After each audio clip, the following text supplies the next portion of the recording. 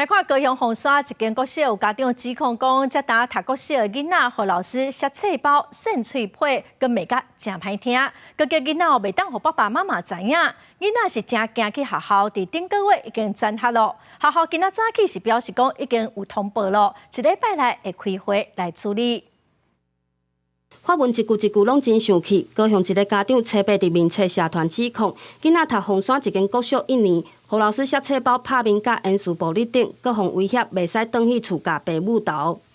当晚上接到他的时候，他的脸还是红肿的。跟孩子询问之后，才发现老师是从正面用力的打他的右脸颊，打完直接拎着他的头发，直接往走廊的方向去。老师将囡仔扭去办公桌仔边仔敬祝，家长坦白，囡仔较蛮皮，但无代表老师会使暴力对待囡仔，已经投诉教育部。顶个月车站嘛帮囡仔转校，写明转校理由是不懂管教。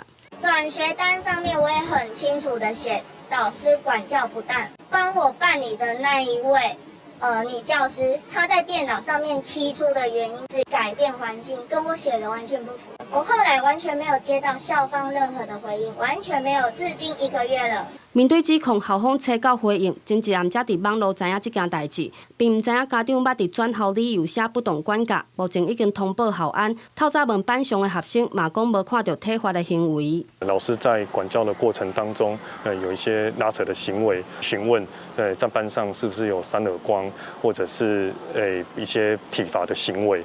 那老师当下也是否认有这些情况。 校方表示，这个老师年资大约20档，过去无不当管教记录，会对家长提出的不当管教等争议做调查，后续照教师法等规定处置。伫1礼拜内开校事会议讨论后续处理。公司新闻陈焕武、柯建俊高雄报道。